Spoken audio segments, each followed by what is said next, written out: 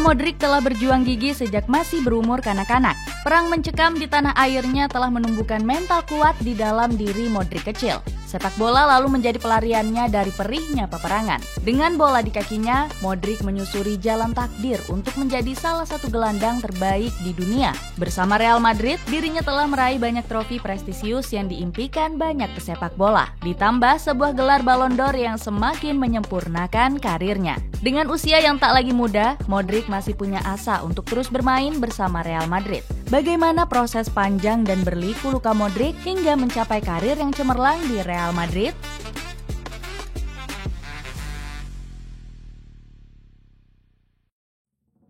Awal kedatangan sang maestro. Real Madrid mendatangkan Luka Modric pada tahun 2012. Los Blancos sudah memantau lama bakatnya sejak 2 musim terakhir membela Tottenham Hotspur. Jose Mourinho yang saat itu masih melatih Real Madrid sudah menargetkan Modric sebelum Piala Euro 2012.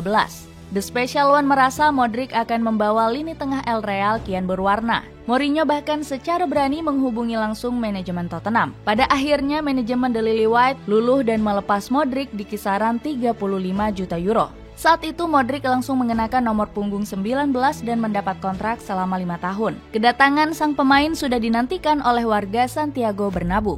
Bagaimana tidak, selama berseragam The Lily Whites, Modric merupakan salah satu pemain kunci. Peran vitalnya mengatur serangan mulai disorot pada musim 2011-2012. Di musim tersebut Modric mampu memainkan 43 pertandingan dengan catatan 4 gol dan 2 assist. Di musim berikutnya nama Modric mulai terus berkembang pesat. Dia telah bermain sebanyak 41 pertandingan dan mencetak 5 gol dan 6 assist di seluruh kompetisi. Kehebatan Modric di sektor tengah mendapat pujian dari sang pelatih yakni Harry Redknapp. Dia benar-benar seorang pesepak bola yang jenius dan pria yang sangat hebat. Dia bukan masalah 1 menit pun. Dia datang setiap hari, berlatih keras, dia pria yang berkeluarga. Dia hanya seorang pria super dan seorang pesepak bola yang luar biasa. Florentino Perez selaku presiden klub Real Madrid mengaku sangat senang atas transfer ini. Menurutnya, kepindahan Modric menjadi pertanda kerjasama yang baik dengan pihak Spurs. Hubungan baik antara kedua klub telah menghasilkan kesepakatan kerjasama jangka panjang antara Madrid dan Spurs. Selain itu, kedua klub juga telah mencapai kesepakatan mengenai transfer Luka Modric. Luka Modric yang baru bergabung langsung menghadapi laga spesial menghadapi Barcelona. Pemain asal Kroasia itu langsung diturunkan pada leg kedua final Piala Super Spanyol. Tampil selama 8 menit, Modric berhasil membuat takjub penggemar Real Madrid. Dirinya langsung mendapat sambutan meriah oleh para Madridista sejak masuk ke lapangan. Alhasil Modric pun berhasil membawa Real Madrid menang dengan skor 2-1. Padahal di leg pertama, Los Blancos sukses diperdaya dengan skor 3-2. Cristiano Ronaldo dan Gonzalo Higuain sukses jadi aktor kemenangan di laga tersebut. Meski bermain dengan sangat singkat, namun performanya saat itu layak diapresiasi. Sempat bermain gugup, Modric perlahan mulai rileks mendapat aliran bola. Ex-pemain Tottenham Hotspur ini bahkan hampir mencatatkan namanya di papan skor. Namun sayang, sepakannya berhasil ditepis dengan baik oleh Alex Song. Di akhir laga, Los Blancos memenangkan laga dengan agregat gol tandang dengan skor 4-4. Hasil ini membuat El Real menjadi juara Piala Super Spanyol dan trofi ini jadi yang pertama di musim itu. Trofi ini jadi yang spesial bagi Luka Modric sebab dirinya berhasil meraih trofi sejak cabut dari Tottenham Hotspur. Setelah lakoni debut, Luka Modric mendapatkan pujian dari Emilio Butragueño. Modric, saya mengharapkan ini adalah gelar pertama dari banyaknya gelar yang bisa ia dapatkan. Ia tahu apa yang harus dilakukan saat memasuki lapangan dan ia juga bermain bagus. Musim debut yang sulit. Meski sudah meraih gelar juara, di musim pertamanya Luka Modric masih kesulitan beradaptasi. Ia dinilai masih inkonsisten sejak tampil mengesankan di Piala Super Spanyol. Pemain berambut pirang itu kesulitan dengan gaya permainan sepak bola Spanyol. Hal tersebut wajar mengingat Modric selama ini sudah lama bermain dengan gaya kick and rush. Gaya permainan khas Inggris itu memaksa seseorang untuk mengumpan bola ke depan dengan sangat cepat. Alhasil Modric dianggap belum bisa menjadi pilihan utama Mourinho saat itu. Pelatih asal Portugal itu lebih memilih Xabi Alonso dan Mesut Ozil sebagai jenderal utama di lini tengah. Selain itu, kondisi fisik yang belum bugar jadi alasan mengapa Modric belum jadi pilihan. Kondisi itu dia dapatkan setelah melewatkan laga pramusim bersama Tottenham Hotspur. Saat itu Tottenham tidak memberi kesempatan bermain karena sedang negosiasi dengan El Real. Jose Mourinho akhirnya angkat suara mengapa dirinya jarang memilih Modric sebagai starting. The Special One menyebut dirinya masih belum tahu menempatkan Modric di posisi mana. Saya senang bisa merekrut Modric, namun Modric belum bisa bermain di posisi lain. Kondisi fisiknya belum maksimal, ucap Mourinho. Jarangnya Modric mendapat kesempatan tampil reguler membuat dirinya jadi bahan olokan.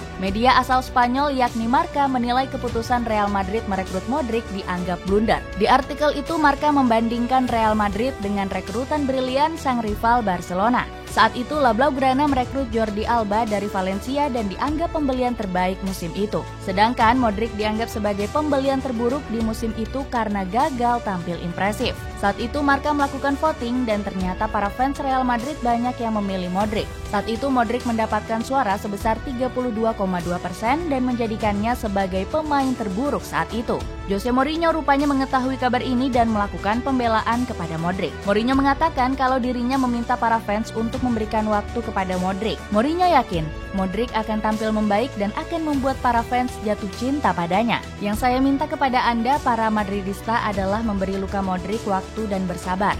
Dia sangat bagus, sehingga Santiago Bernabeu akan jatuh cinta dengan kelasnya. Kegigihan yang berbuah manis. Usai dilabeli sebagai rekrutan terburuk, tak membuat Luka Modric merasa minder. Sebaliknya dia bekerja keras untuk bisa membuktikan kapasitasnya sebagai gelandang jempolan. Pada akhirnya Modric bisa menunjukkan tajinya di laga kontra Manchester United. Saat itu dia berhasil mencetak 1 gol yang membawa Real Madrid comeback. Keputusan Jose Mourinho memasukkannya dianggap sudah cukup tepat. The Special One menarik keluar Alvaro Arbeloa pada menit 59 dan digantikan Luka Modric. Gol ini membuat para pemain Real Madrid mulai mendapat kepercayaan diri kembali. Hingga pada menit 69, Cristiano Ronaldo mencetak 1 gol dan membawa El Real lolos ke 8 besar. Kemenangan dramatis ini mendapat pujian dari sang pelatih yakni Jose Mourinho. Saya ragu dengan 11 lawan 11 kami bisa memenangkan pertandingan.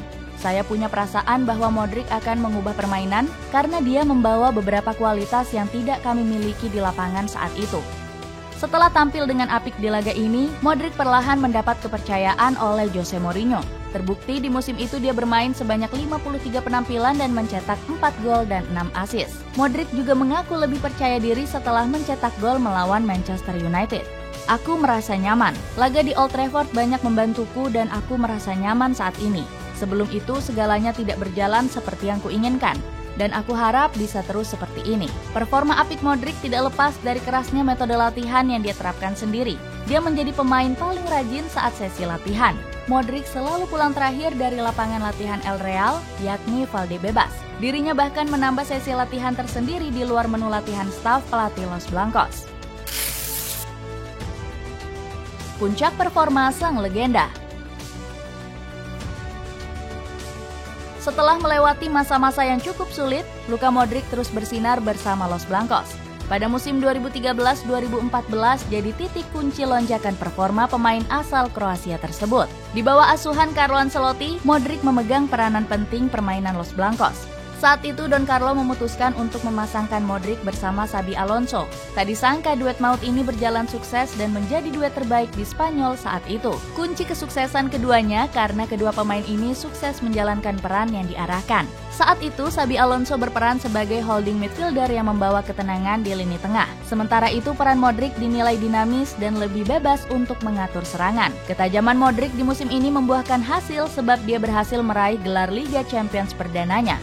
Saat itu dia bermain melawan Atletico Madrid dan diturunkan sebagai starter. Di laga itu Los Blancos berhasil melumat Los Rojiblancos dengan skor telak 4-1.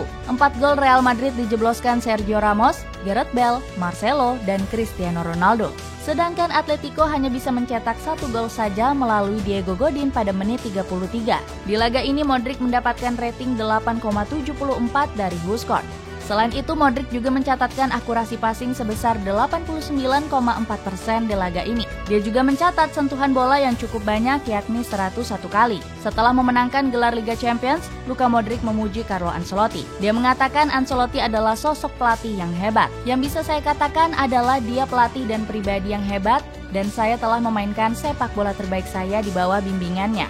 Dia mempercayai saya sejak hari pertama. Terkadang meski Anda tidak memenangkan trofi bukan berarti Anda tidak bagus. Dia ideal untuk Real Madrid. Pujian serupa diberikan oleh Carlo Ancelotti. Dia mengaku puas dengan perkembangan Modric. Dia menyebut Modric adalah sosok yang sangat cepat beradaptasi. Kemampuan Modric adalah perkembangan fantastisnya dengan bola dan posisinya memberinya kesempatan. Karena tahun pertama bersama sebuah klub baru, negara, dan budaya itu tidak mudah. Dia melakukan pekerjaan tersebut dengan sangat baik. Luka Modric semakin bersinar di bawah asuhan Zinedine Zidane. Dengan sentuhan tangan dingin Zizou, sang pemain menjadi kunci kesuksesan Los Blancos menguasai sepak bola. Modric menancapkan peran vitalnya di lini tengah El Real bersama Toni Kroos. Kombinasi keduanya berhasil membuat Real Madrid semakin dominan, menguasai pertandingan. Kroos akan bekerja sebagai pengatur tempo. Umpan-umpannya akan mendikte permainan. Sementara Modric bergerak bebas menjelajah lapangan dengan permainannya yang dinamis. Selama bermain untuk El Real, keduanya telah mengemas 925 penampilan. Berkat kombinasi Modric dan Kroos, Real Madrid terlalu sulit dihentikan oleh klub-klub lain. Zidane langsung memuji setinggi langit kombinasi keduanya. Mereka berdua sangat hebat, benar-benar luar biasa. Sebagai duo gelandang, mereka sangat cocok bermain bersama, tegas Zidane.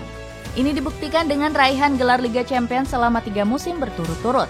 Zizou bersama anak asuhnya membuat Liga Champions seperti taman bermain mereka. Manchester City, Bayern Munchen, hingga Paris Saint-Germain gagal meruntuhkan dominasi El Real. Di musim 2016-2017, Modric berhasil meraih gelar La Liga untuk pertama kalinya.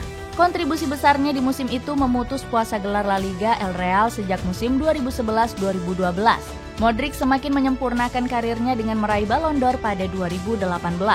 Penghargaan individu paling bergengsi ini diraihnya berkat performa brilian di musim tersebut. Modric sukses membawa El Real meraih trofi Liga Champions dan timnas Kroasia ke final Piala Dunia 2018. Pencapaian tersebut cukup untuk memutus dominasi Lionel Messi dan Cristiano Ronaldo. Modric mengaku tidak menyangka bakal ditakdirkan meraih Ballon d'Or. Sebagai seorang bocah yang selalu bermimpi, mimpi saya adalah bermain untuk klub besar dan meraih trofi bergengsi. Ballon d'Or benar-benar melampaui mimpi saya. Sebuah kehormatan dan keistimewaan bisa meraih penghargaan ini, ujar Modric emosional. Sebagai seorang pemain, Luka Modric telah menyempurnakan karirnya. Modric yang dulu menjadi korban perang, kini layak mengklaim dirinya sebagai gelandang terbaik di dunia. Namanya sudah sejajar dengan Andres Iniesta dan Xavi Hernandez di era sepak bola modern. Slaven Bilic yang pernah melatih Modric menganggap sang pemain layak bersanding dengan keduanya. Modric pemain yang sangat lengkap. Saya pernah berkata padanya kalau dirinya bakal sebagus Xavi dan Iniesta. Modric hanya tersenyum mendengar perkataan saya. Dan sekarang dirinya membuktikan ke semua orang kebenaran ucapan saya, ucap Bilic. Bahkan gelandang top seperti Paul Scholes tak canggung untuk memberikan pujian pada Modric. Saya pikir gaya permainan Modric mirip dengan saya. Ada sedikit karakter permainannya yang terlihat selaras dengan saya. Namun saya tidak bisa melewati lawan sepertinya. Modric lebih lincah dan punya daya jelajah tinggi dibanding saya, ujar Scholes. Modric berencana menutup karirnya di Real Madrid setelah meraih banyak hal. Pensiun dengan seragam putih Los Blancos menjadi salah satu impian besarnya. Dirinya rela menolak tawaran besar dari beberapa klub Arab Saudi demi bertahan di El Real. Manajemen Los Blancos kemudian memperpanjang kontraknya hingga 2024. Modric memilih bertahan dan kembali bertarung untuk Real Madrid di usianya yang sudah menginjak 38 tahun. Dirinya tidak gentar bersaing dengan gelandang-gelandang muda El Real. Ada Jude Bellingham, Eduardo Camavinga, Aurelien Tchouameni, hingga Federico Valverde. Modric dirumorkan kurang bahagia akibat minimnya menit bermain di musim ini. Carlo Ancelotti sendiri berjanji tetap akan memberikan Modric kesempatan. Dirinya telah memikirkan cara untuk memainkan sang pemain di skema lini tengahnya. Ketika dia menandatangani kontrak baru, kita telah sepakat dan sama-sama senang. Dia akan punya peran baru musim ini dan masih tetap akan vital untuk permainan kami, tegas Ancelotti. Dengan usia yang tidak lagi muda dan karir paripurna, akankah Luka Modric masih bisa membawa El Real kembali dominan?